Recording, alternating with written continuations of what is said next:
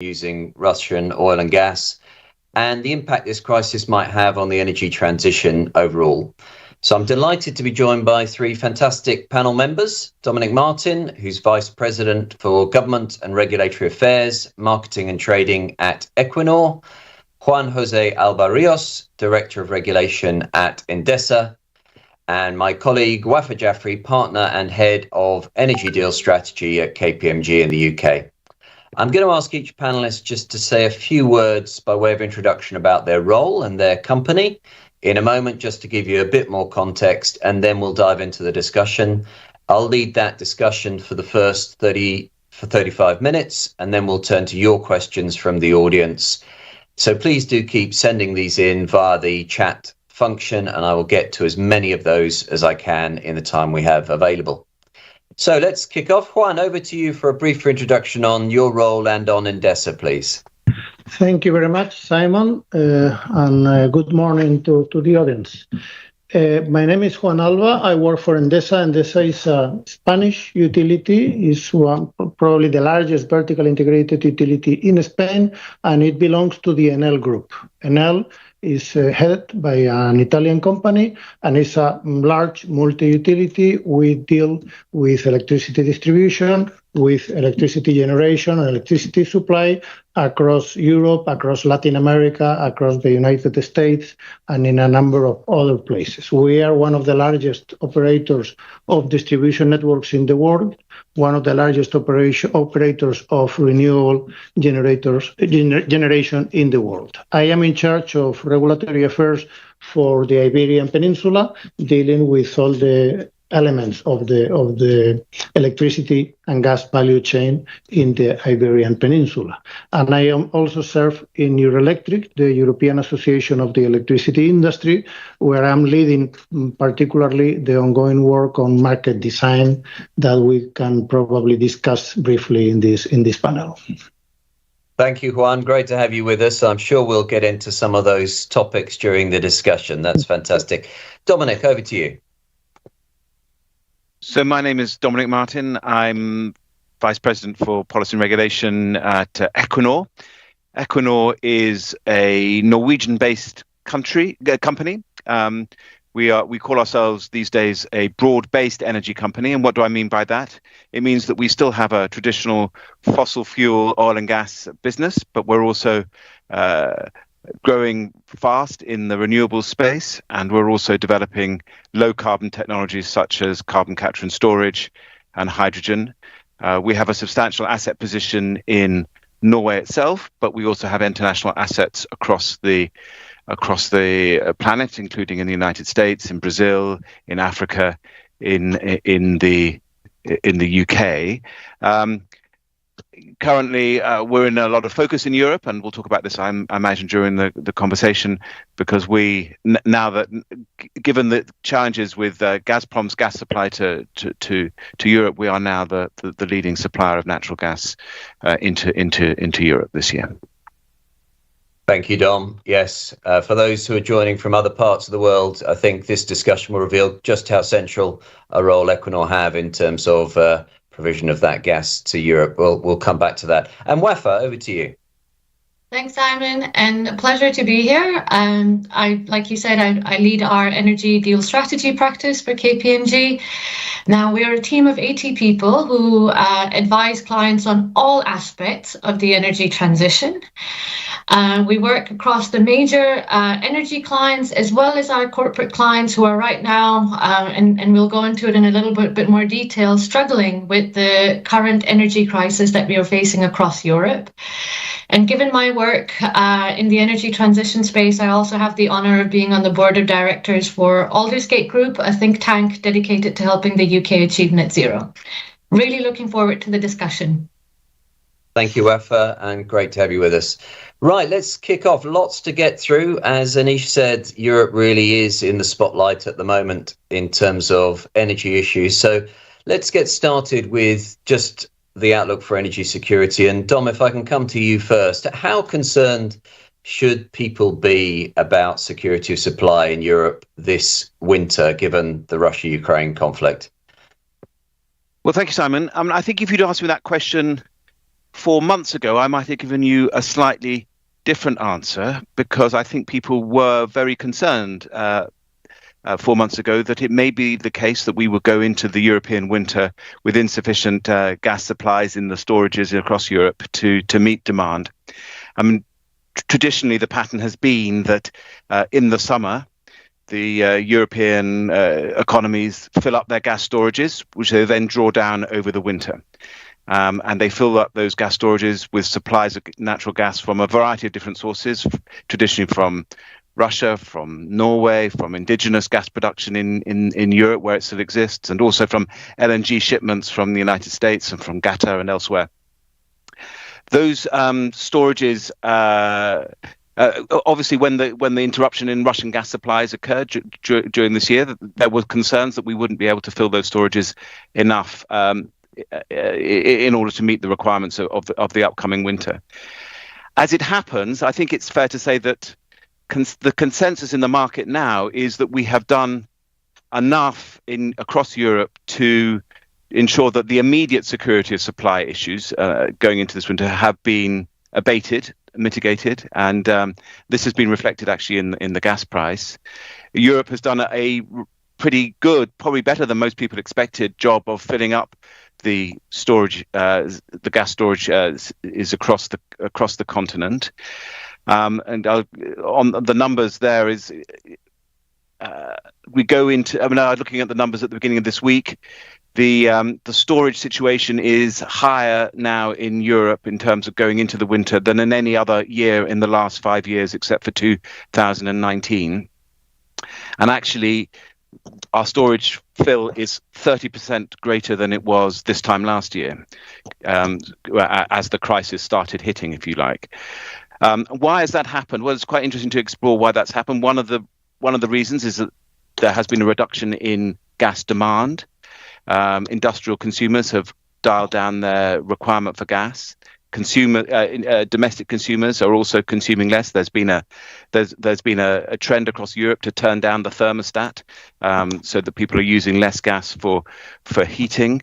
And we've had mild autumn weather up till now, though it seems pretty cold this week. But until this week, it's been pretty mild across Europe. And also, we've been able to get more LNG into Europe than over the summer than would normally be the case, and that's partly because of reduced demand for LNG in Asia. So I could be wrong, but it looks like we're going into this winter in a better position than some people feared a few months ago. It could get bad again, particularly if we have a very cold bout of bad weather. So I don't think we should be complacent, but in many ways, attention now in the market is turning to the situation for next winter already. And will we next summer be able to fill the storages in the same way that we managed to do this summer? I think that I'll end there. Others may have a comment to add to that.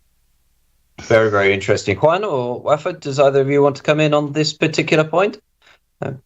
No, very interesting, Dom, that we'll come back to it, I'm sure, how Europe has managed to make sure its gas stocks are basically full, and also to help reduce demand. We'll come back to the whole demand point in just a moment. Juan, maybe if I can come to you in terms of Europe's aim to get off Russian oil and gas by well before 2030. I think 2027 is the sort of date that the Commission is sort of been referencing. And Dominic has already alluded to the fact there's been some progress already. But what does Europe need to do to achieve that goal, Juan? What are the key ingredients for Europe if it's going to meet that aim? Obviously, there are certain things that we need to do in the very short term that are to increase our gas infrastructure. Right now, the European gas network is heavily oriented towards Russia, which has been the main supplier of many countries in the continent. And those countries, in most cases, do not have alternative ways to import gas. Regasification capacity, for instance, in Europe is heavily concentrated in Spain, the UK, and a few other countries, while countries such as Germany have very small or no regasification capacity. So we faced important choices in the very short term about how to efficiently reinforce our gas infrastructure. taking into account that at the same time, we want to get rid of fossil fuels in the midterm. So we have to be very careful not to invest in assets that will become stranded very soon. Obviously, this poses choices such as what is better, to build a new regasification plant in Germany or in the Netherlands, or to reinforce the gas transport network in Spain and France so that the regasification capacity in Spain can be used to import gas into Germany and other countries of Central Europe. Those are the kind of choices that we face in that area. But the only long-term solution for the dependency on Russian fuels is the development of renewables. We have to step up our ambition in developing renewables. We have to accelerate the investment in renewables, and we have to make sure that we electrify as much as possible so that we can reduce the dependency on fossil fuels, not only on Russian fossil fuels, but on fossil fuels in general. Excellent. No, thank you, Juan. And I'm sure we're going to come back to renewables and how fast can we really move ahead on that in just a moment. But let me just bring Wafa in from a UK perspective. Obviously, the UK somewhat less directly dependent on Russian oil and gas, but how does it look sat in the UK, the outlook for this winter and looking ahead, Wafa? Thanks, Simon. I mean, from an overall perspective, I mean, Dom has already mentioned this. The key saving grace has been a mild winter, because over the past, 3 to 5 years, we've had a lot of coal plants shut down. We've had a lot of early retirement of nuclear fleet. And some of our gas plants have also mothballed or shut down due to the economics of the asset, especially when COVID hit. And all of this in a backdrop where there hasn't been that much investment in security of supply, as there is a policy hiatus as to what type of generation will be required. So if we continue down the path of a mild winter, we should have enough supply, regardless of the warnings that we've gotten earlier in the week as to whether or not there is enough capacity to meet the demand. I think one area where UK is going to have to rethink its policy around security of supply is going to be the interconnector. Now, we've traditionally relied on the interconnectors and been a net importer, but that's really switched this year, given the demand in France, given the demand elsewhere in Europe for the power. The good news is that the interconnectors are working in a way that they're designed to work in, i.e. flow from a lower cost point to a higher cost point. But with the security of supply implications in each and every country, that is driving some demand for some debate around their ability to offer security of supply. Thank you. Could I come in, Simon, just to add a point to that? And I think it's important to understand that although the immediate gas security of supply challenge may have been met, this doesn't mean that we're not facing quite a profound energy crisis in this winter. I mean, I think it's fair to say that all European governments are struggling with the fact that the consumers in these countries are going to be facing extremely high energy prices throughout this winter period, because those energy prices have largely been set in advance and are tied to gas prices as they were a few months ago, not the spot price today. And governments are going to have to spend a lot of money supporting consumers through this period. So it's going to feel tough, even if we've managed to mitigate the immediate security of supply challenge. A very good point, Dom. And security of supply, I always remind people, has two dimensions, the physical and the price. And we're definitely in Europe feeling those costs in terms of, we're going to come back to that issue about how do we protect consumers through this period when we have extremely high energy prices. But I want to return first just to the point, Juan, you made about renewables and the huge ambitions that Europe has set out in the Repower EU program and the Fit for 55 programs about this huge growth in terms of renewables. What are the main barriers to that acceleration of the deployment of renewables across Europe, Juan? Well, Certainly, we are all facing across Europe significant and increasing difficulties in terms of developing renewables due to the difficulty of permitting and authorization of renewable facilities and of the grid facilities that are needed to connect those renewables to. This is becoming a very important problem all across Europe. We have a continent that is heavily populated in which there is not much free room to build large wind facilities or solar facilities. There is a lot of people everywhere. There are lots of historical and natural sites to protect, lots of interest in the conservation of the different areas of the countryside, and the difficulties for getting the authorization for renewable facilities in those areas are more and more concerning. There are initiatives by the European Union and by the different national governments to facilitate and accelerate the permitting, but we have to bear in mind that we have a real social concern about this issue, and we need to find a balance between efficiency in the permitting and authorization process and obviously taking due care of the legitimate concerns of the population and society about this. We have an additional situation, and we will come back later to that. Because of the extremely serious situation of the price crisis, the impact that the price crisis is having in all our citizens and our companies, governments are doing lots of interventions in the different markets, and caps are being imposed on the wholesale markets, windfall taxes are being introduced, regulated prices are being introduced. So there are lots of distortions. It's very interesting because even though we are living through a crisis that comes because of the situation of the gas market, the practical totality of the interventions that have been adopted by the European governments and the European Union have focused on the electricity market, despite the fact that the electricity market is working as intended. But so far, basically, no intervention in the gas market has yet been approved. There are a number of things being discussed of questionable relevance, but certainly nothing has been approved. So all these interventions obviously increase regulatory risk.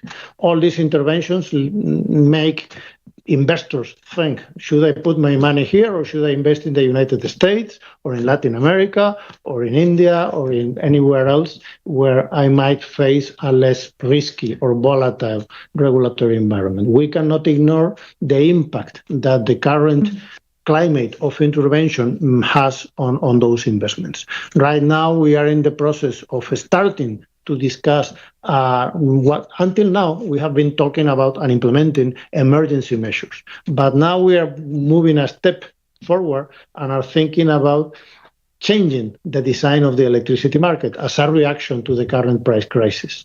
This is dangerous because when you take long-term decisions based on short-term situations, in a rushed way, the risk is that you will take the wrong decisions, and those wrong decisions will obviously affect the willingness of investors to put their capital in Europe for this deployment of renewables. That is certainly something that resonates with me here in the United Kingdom, the potential for unintended consequences of rushed policy decisions. Absolutely agree with that, Juan. Very, very interesting. Dom, do you want to come in on this renewables question about how, I mean, Juan is highlighting there the non-financial barriers, the planning, the consenting, and then the regulatory risk with all these interventions. Is that a view you share, Dom? Yes, I think I do. I mean, we're very involved in the offshore wind business in particular, and you'd think that wouldn't suffer from the same sort of challenges around planning and consenting that the onshore renewables industries facing, because, obviously people don't live in the middle of the sea. But actually, it takes a long time to get an offshore wind development through all the planning phases. I mean, we're talking literally a decade from the beginning of the project to the first production of electricity in some cases, which given the need to accelerate seems to me to be something that we should be trying everything we can do to speed up. If I could add one other point, as Europe and indeed as other countries around the world move towards a largely renewables-dominated electricity system, we're going to need to also make the investments necessary in the flexible backup power generation to help us manage the times of day when it's not sunny and it's not windy, and it's really important that as we accelerate the speeding up of renewables, we also accelerate the speeding up of those low carbon technologies which are going to be able to provide the low carbon flexible backup. Simon, if you don't mind, I'd like to come in on that. I completely agree with you, Dom, that you need that flexibility, and it goes to Owen's point about having the right market design to be able to do that. I think one thing I would add to the non-financial barriers is probably the supply chain aspect. Now, we have pretty much all of the world trying to drive towards renewable generation, whether that's offshore wind, onshore wind, or solar. And soon enough, it will be batteries, fingers crossed, or some kind of storage once people wake up to the fact that we need that flexibility. And that is really going to constrain the supply chains. What that means from a higher pricing point of view, what that means from a delay in commissioning point of view, all of those things need to be taken into account. And we're already starting to feel a little bit of that pinch, because it's not just about renewables, it's also about what we're doing in hydrogen and CCUS and nuclear, which is really going to strain the materials that are required. Really good point, Rafa, on the critical importance of those supply chains. And we've seen through COVID, haven't we, how strained some of those have become already. So it's a really important point to hold on to. Just a reminder to our audience, please do submit any questions you'd like answered into the chat function, and I'll get to as many as I can of those before we get to the top of the hour. But I'd like now just to switch tack and just talk a little bit about the issue of volatility. We've seen huge spikes in prices, and particularly in power markets, but also in gas markets, hugely volatile prices that have created problems for quite a few businesses in terms of liquidity and their positions in the market. We've seen in the UK a huge number of energy companies go bust over the last few months. Just wondering whether the measures announced, we have seen some measures announced from the European Commission, go far enough, and do they address this issue? Juan, I don't know if you want to offer a view on that. Have we done enough to address the issue of volatility and liquidity problems in the energy market in Europe? This has become a major problem and is having a large impact in the functioning of our wholesale markets and our retail markets as well. So we have plenty of energy companies who need to hedge their risk positions in markets that are being very volatile. That requires them to put enormous amount of money in forms of collateral to back up their positions there, and this is having an enormous impact on the balance sheets of all these companies. We, for instance, are facing significant debt problems because of this. Right now, there has been two types of solutions. There has been a lot of regulatory discussions at the European scale that have practically led nowhere. Actually, lots of proposals to facilitate or to introduce more flexible criteria on what can be put as a collateral to back up the risk positions in the different exchanges. But as I said, out of those discussions, nothing very practical have come out. And actually, some very old discussions have been reopened that risk worsening the situation rather than improving it. In parallel, many countries, many governments are stepping in, are putting money on the table to support their companies, and significant amount of money has been contributed by governments to support their companies in many countries. Obviously, this has created a little bit of imbalanced playing field, because Some governments have done that, some others haven't. So right now we are having a market populated with some companies who are being heavily supported by their member governments through this storm, and some others who are having to go through it completely alone. So certainly I think that we are far from doing enough for dealing with this, for this situation, taking into account that especially this situation is likely to stay with us for some time. So this is not anything that we are going to solve by next spring. Yeah. No, very, very big problem. Wafa, do you want to comment from a UK perspective? This has been a major issue here, hasn't it, in terms of particularly hedging risks for companies going in the retail market?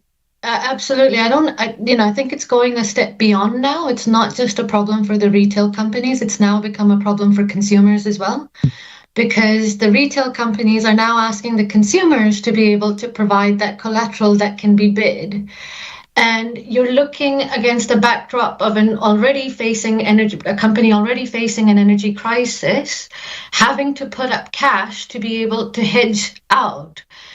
They have to face the higher cost, they have to face the cash implications, and as Juan said, if it's not dealt with fast enough and quickly enough, you are almost forcing a recession by taking away the working capital of quite a few of these companies.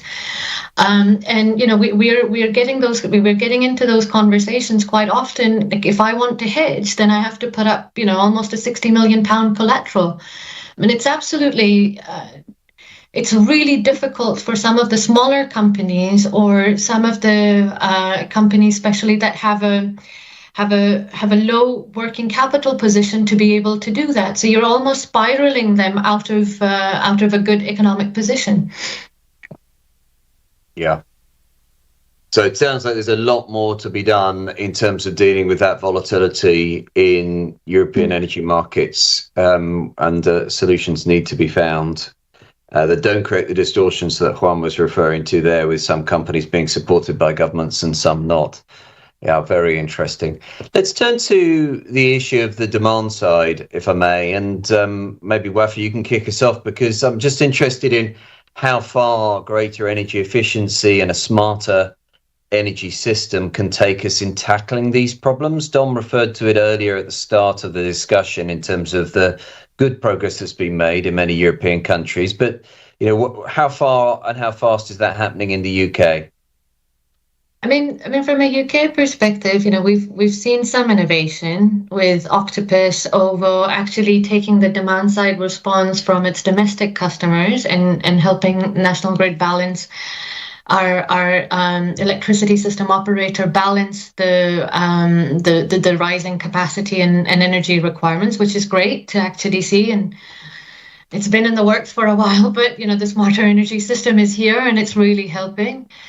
I think from a European perspective, Dom has already mentioned, France has come up with an energy sobriety plan. I think that's what it's being called now, which is to reduce consumption across 10% across all sectors. The Netherlands is turning down and asking people to turn down their heating. And I think it's a great short-term solution, because it implies immediate relief on the rising energy bills, the volatility, the security of supply issues. But over a longer term period, we do need to go back to being more self-reliant, that Dom and Juan have already mentioned, because you are going to see that rising demand in order for the economy to progress. So making sure you have enough capacity to be able to deliver on that rising demand for energy is going to be critical. And how much is the demand side response this winter, Wafa, just to drill into that a little bit further? Am I right in thinking that the system operators asked for 2 gigawatts of demand side response and also 2 gigawatts of old coal stations to be available? Is that right for the UK to get through this winter? So it's about 2 gigawatts of demand side response, but much more on the coal side. You have 3 coal plants that have been extended, right? There's Ratcliffe, which was going to be around, which is 2 gigawatts, West Burton A, which is another 2 gigawatts, and then 1.5 gigawatts of Drax. So it's a lot more coal than it is demand side response, which is quite unfortunate given where we're trying to get to. But yeah, that brings out what we'll come on to in terms of the trade-off.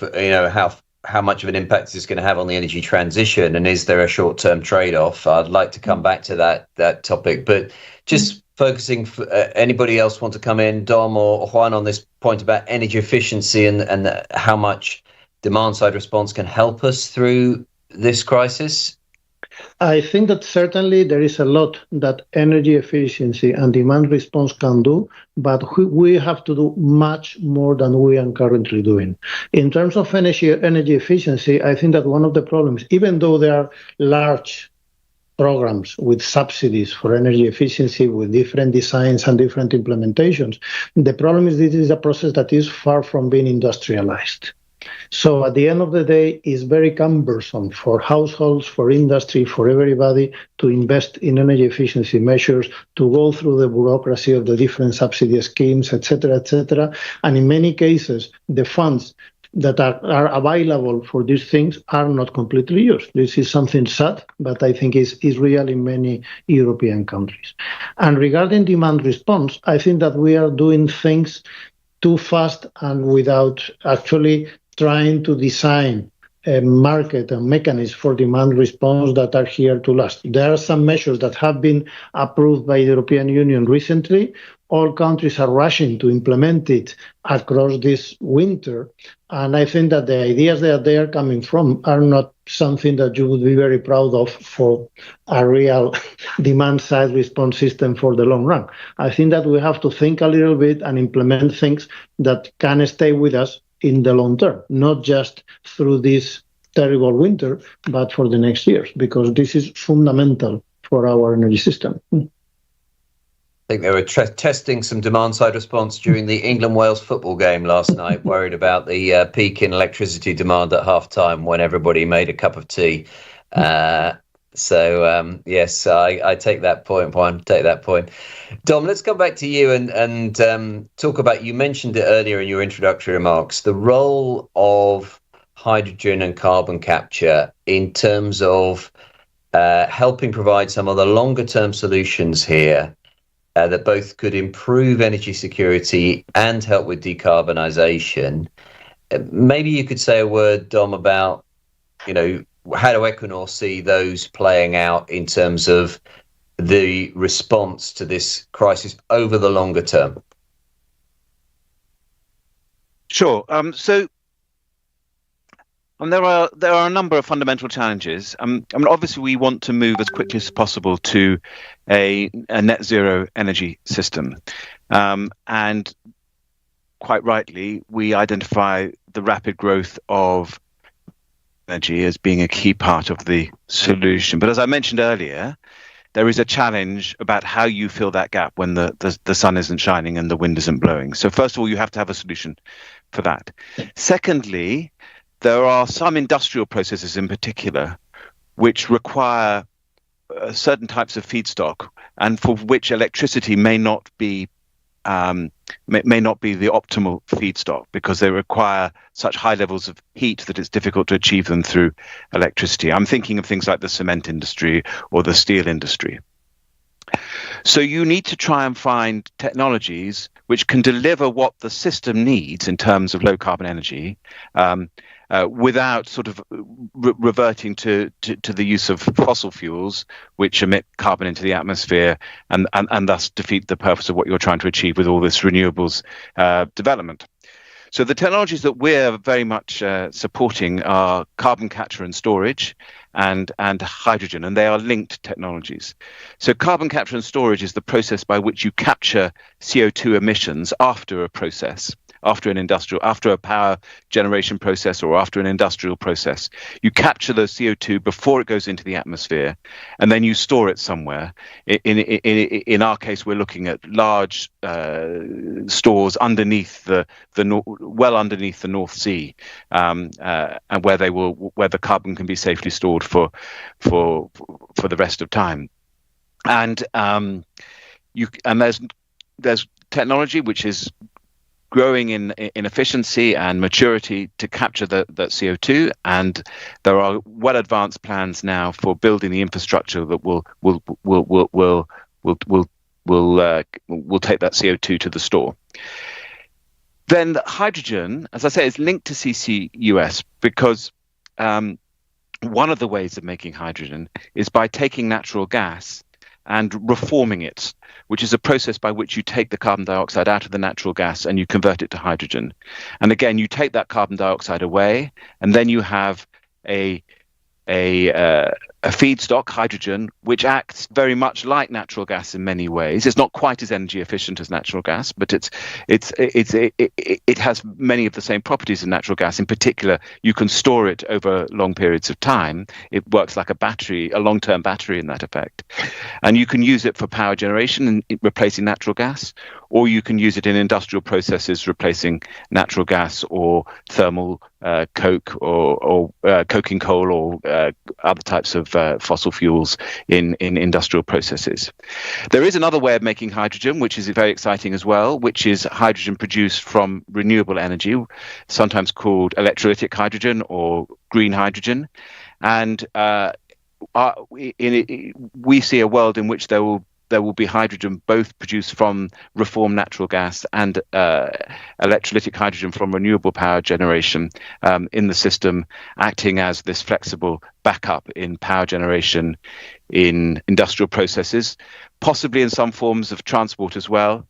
And maybe, though I think the jury's out on this, in space heating, replacing natural gas in domestic heating in those countries where they're currently very dependent on natural gas for heating. That I think is a little bit more speculative, but it's a possible use of hydrogen in the future as well. And Dom, just to drill down to one further level of detail, Europe seems to be heavily focusing on green hydrogen as opposed to blue hydrogen. The UK seems to take a different approach. The UK seems to be saying it's blue and green. What's the right approach from an Equinor perspective? So, we favour a technology agnostic approach. In the end, the market will decide, I guess, which is the most efficient way of producing hydrogen. Once hydrogen exists as hydrogen, it is to all intents and purposes the same commodity and creates the same impact on the atmosphere as irrespective of its origins, provided you've managed to capture the CO2 in a good way in the reforming process. My sense is that partly for the reasons that Juan was saying about the complexities of massive building out of renewable production, that Europe is recognizing that green hydrogen is going to be a challenging. It's going to be challenging to develop green hydrogen in the sorts of quantities required in the time frame needed, given the challenges of developing the necessary renewable energy production that would entail. I mean, we've got enough challenge building enough renewables for straightforward connection to the grid.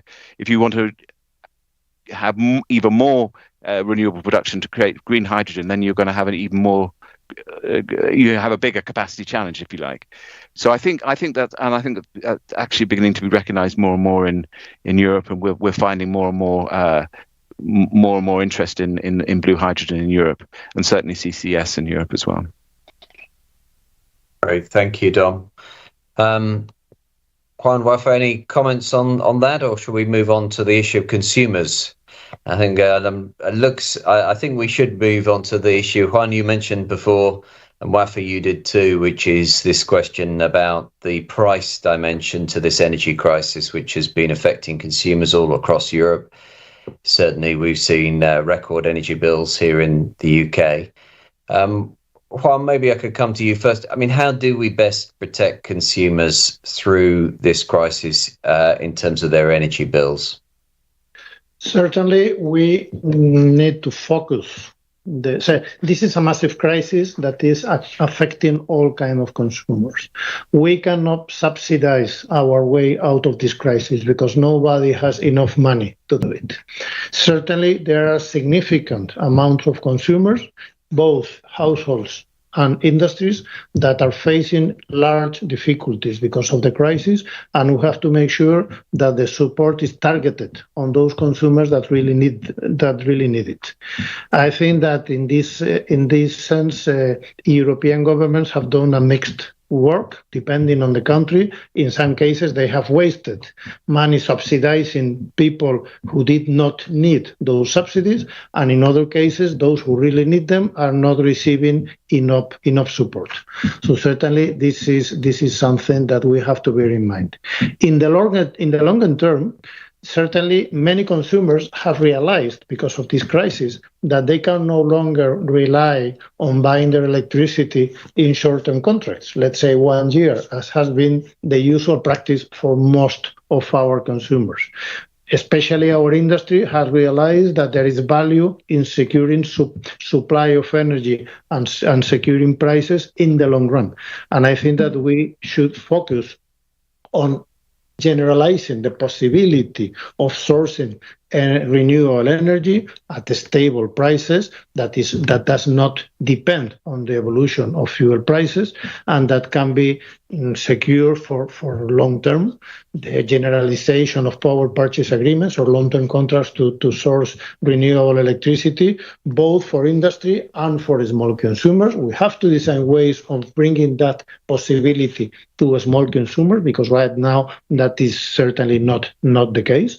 And I think there are plenty of ways of making sure that the benefits of having renewable technologies that deliver electricity at fixed, predictable prices in the long run can directly benefit consumers, both small and large alike. Yeah. Thanks, Juan. I completely agree with you that nobody can subsidize their way out of this, right? You're right. There isn't enough money in the world to be able to do that. I think from a short-term point of view, I completely agree that it is about making sure the subsidy is going to where it's needed, but at the same time, it is about investing in energy efficiency. Because I don't regardless of whether it is cheap or expensive, why would you want to waste a megawatt hour of electricity or gas for that matter, right? It is so I think energy efficiency in a short and long-term solution works really, really well. There is what we're doing around demand-side response, which can offer some reprieve for quite a few customers, domestic as well as industrial. But I completely agree, longer term, it is about delinking fuel and the commodity prices from the overall bills, whether it is signing into longer term contracts for renewable energy or for reducing your overall gas consumption and finding the alternatives that are going to enable that delinking. Yeah, we've had a question in from the audience about how hard is it proving to get industrial and residential consumers to adopt energy efficiency and demand-side response measures. I don't know who would like to have a go at that. I think from the comments you made earlier, it's proved quite hard so far. Is that, I think, Juan, you referred to the difficulties of getting many of these schemes adopted, and Wafe, I think you were saying the same thing, but I don't know if anybody wants to comment any further on that. I think I'm more than happy to, and I'm more than happy to share a personal experience as well, if that would be helpful. Yeah. I don't know if you can see, this is single glazing. Yeah. And to get that replaced, I would need to get permission from the local council in order to get this replaced and get it double glazed, and that would be pretty much half the cost versus having to do what the council really wants me to do, which is to keep the wooden windows and just have double glazing. So I mean, even as someone who's a partner at KPMG, wanting to go for double glazing, they've made it hard enough for me not to be able to. So to actually expect a normal consumer to be able to do that is quite challenging. I think there isn't enough information or information available on demand-side response either as to what that looks like, whether it's in the domestic sector or whether it's in the INC sector. You're getting there now because of the crisis and people are trying to find out more, but it's more crisis-driven as opposed to here is a normal way for you to actually save on your energy bills. So I think it is quite challenging. I don't think the information is there. I think traditional barriers that nobody's thought to remove in terms of implementing energy efficiency are quite difficult to overcome. And I also think that we also don't have the infrastructure to be able to do this, right? We've been trying to, at least in the UK, trying to roll out smart meters for as long as I've been in the industry. And that is quite a while. So, not having that kind of infrastructure to then be able to take advantage of demand side responses has proven to be quite difficult. Could I come in a second, Simon? Please. I mean, as you'd expect, we track gas demand quite closely in Europe, and gas demand is quite a good proxy for electricity demand at one level. And there is definite signs in the data that consumers are reducing their consumption of electricity for heating. And gas for heating. There has been a dialing down of the thermostats across Europe. Interestingly, it's slightly different in different countries, possibly reflecting the quality of public information campaigns in the different countries. And similarly, there is quite strong data to suggest that industrial demand for natural gas has come down quite considerably. Again, not uniformly across countries, but there is a sense in which there is a market-driven demand response to high prices, which is of course necessary. I mean, and one of the risks of government measures to mitigate the impact of high prices is that you don't allow the demand signal to come through to the consumer level, which is obviously not what you want to happen in circumstances like this. Yeah. There's a certain irony, isn't there, of government seeking to help and then dampening the price signal, which could help reduce demand. There's another question that's come in, and I'm going to put this one back to you, Wafa, which is, I think, prompted by your reference to coal plants being held online this winter. The questioner is asking, why aren't more governments pushing ahead with new nuclear as a solution to the energy crisis in Europe? And the questioner says, given that many countries like Japan, South Korea and elsewhere are trying to now restart their nuclear programs, is nuclear part of the answer here, Wafa? I think it is, just on a longer term basis, right? Given the safety requirements, etc., it is a far longer term solution than what you can do with renewables or with smaller scale technologies, whether it's batteries, whether it's gas, or any other type of generation. So I think it is a part of the longer term solution. It's just that given the safety requirements, it is going to take a long lead time for it to come online.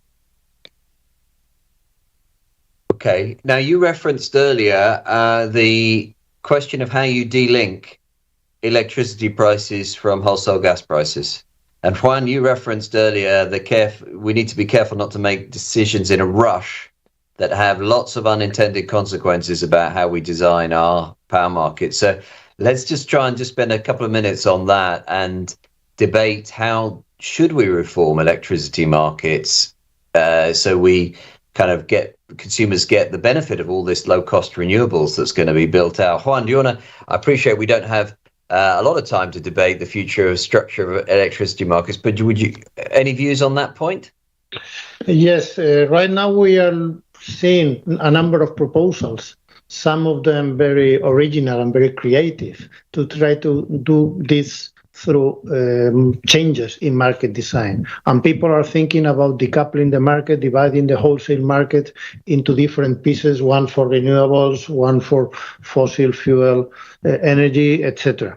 Most of those proposals do not work. Most of those proposals basically ignore the physics of the system and the economics of the system, ignore that 1 kilowatt hour is 1 kilowatt hour, whatever produces it, ignore that we have a European market and that we need that European market to continue to exist. We need cross-border flows of electricity that are efficient, because that has helped us to go through this crisis, that has helped us to maintain security of supply in the presence of this crisis. So certainly we should not do crazy things, and we should not repeat some of the interventions that have been adopted in a number of countries and that some people are proposing to extend to the whole of Europe and to the whole of our lives in terms of long-term changes in market design. I think that the changes that we need to do are to solve some gaps that the market currently has. And we have been talking about that. Right now, even for a large customer that wants to do a long-term PPA, this is a very difficult challenge because they will have lots of credit risk issues. Many large customers will not be accepted as a credit-worthy party for a 15-year contract for delivery of renewable energy, for instance, because those contracts are not standardized. So you have to become an energy expert. You have to go through very long negotiations to do one of those contracts. We need a lot of effort to standardize, to simplify, to provide transparency to that market of long-term contracts. And probably we need to explore ways of supporting our consumers so that they can enter into those contracts, maybe with state guarantees, maybe with pooling the risks of a number of customers that want to share such a contract, things like that. And we have an even bigger challenge for domestic customers. Right now, in many European countries, domestic customers can now enter contracts beyond 1 year. And even if they can, they don't have certainly an interest in entering into a 15-year contract. We have retailers that serve those customers who are not interested in a long-term contract because their customers can switch. They can go with another retailer, and then the retailer is left with the contract and with no customers. So we need to find ways of extending that possibility of long-term contracting to small consumers so that they can also take advantage of the price security, of the peace of mind of having a long-term supply that does not depend on the evolution of the short-term markets. Doing that in a way that keeps what is good in our existing integrated European energy market and that does maintain the elements that are needed in terms of security of supply, efficiency of the operation of our energy system, etc. That is the challenge. And I would say it's not a terribly complicated challenge. There are a number of things that we have to solve, but this is feasible and this can be done, and we can end up with a market that is better than the market that we have today. Thank you, Juan. Wafa, any comments on that? Thank you, and thanks, Simon. I think I completely agree that a knee-jerk reaction is not going to be helpful, right? I mean, in the UK, we were rumored to put everything, all the existing generation onto CFDs, which is a price stabilization mechanism, and could start paying the consumer backs and protecting them from higher pricing. Now, something like that, and actually implementing something like that, could have damaged investor confidence because it would come down to how it was implemented, how the pricing would be set, what the impact of that would be. I think on a longer term, though, I think the way the current power and gas markets are structured, they're not fit for purpose for a net zero world, right? For a fully decarbonized power system or a fully decarbonized gas system. So something has to change, and quite a bit has to change. Whether that is in our in the way we incentivize flexibility, whether it's in the way that we incentivize our consumers, whether it is in the way that we incentivize new generation or investment in new technologies. And I think that requires quite a bit of thought, again, outside of the crisis, rather than with thinking about the crisis in our mind, to be able to then create a trajectory which our consumers, investors, and players are comfortable with in terms of implementation. Thank you. I'm conscious we're coming up to the hour, so apologies to those I haven't managed to get to in terms of your questions. I do just want to give our panelists just one final question and just ask each of you just to give your reflections about what impact do you think the Russia-Ukraine conflict is going to have on the energy transition over the shorter term and over the longer term, and just your overall reflections. Is this going to hinder it, set it back, or is it going to accelerate it? Who would like to start? Dom, can I come to you first? Sure. So I think I'll come back to what Juan was saying about volatility. I think that what this crisis has taught us is that volatility is going to be a feature of the energy transition, whether we like it or not. And to be honest, some of the features in gas markets, volatile gas markets, predated the problems in Ukraine. There was already warning signs in the gas market. And one of the challenge, I think, is the following. We obviously want to phase in low carbon forms of energy as quickly as possible. And governments have sent a very powerful market signal, a political signal to companies that we are moving out of fossil fuels. And companies, as Juan said earlier, do not want to be left with stranded assets in the future. So this in previous generations, a cycle like we've just seen of very high oil and gas prices would have incentivized a whole load of new exploration for new oil and gas resources to fill the gap in the market and provide alternative forms of energy and then bring prices back down again. That price signal is there, but it's much weaker than it was in the past because of this political signal that we're moving out of oil and gas, and so companies are not willing to make those sorts of investments. The risk, I think, is that we will move out of oil and gas before we have embraced the low carbon future fully, and that the renewables and the low carbon technologies that we were talking about earlier are online, and that will create volatility and dependence on other forms of fossil fuel supplies from less stable places than we would ideally have liked. And my concern is that we have not yet found a way of managing that mismatch in the timetable between the phase out of fossil fuels and the phase in of alternatives, and that will create political, structural, energy market challenges that will live with us for the next few decades and will result in very volatile prices over that period. Sometimes very high prices, sometimes very low prices. Thank you, Dom. Juan, your final thoughts? Well, I would say that I agree with Dominic's message. I would add that after all, I am optimistic, and I think that this will lead us to realize that we need to accelerate the energy transition, that we need to increase coordination of the energy policy and the energy planning of the European countries, and that even though we are going to go through a very turbulent period, I trust that we will go successfully through it and we will end up stronger after that. Thank you, Juan. And Wafa, final thought?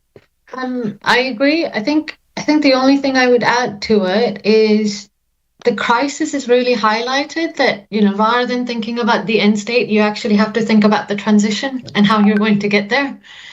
I think it is going to accelerate the overall position that we have in order to get to our net zero targets and in order to, go towards a decarbonized system. But I do think that there's more, and it would be the right thing to do, more emphasis placed on the transition rather than just the target and where we're trying to get to. Brilliant. We're out of time, so just a very big thank you to Dominic, Juan and Wafa for joining the session today. I hope you've enjoyed that discussion and enjoy the rest of the conference. Thanks everybody for joining. Bye for now. Thank you. Bye. Bye-bye.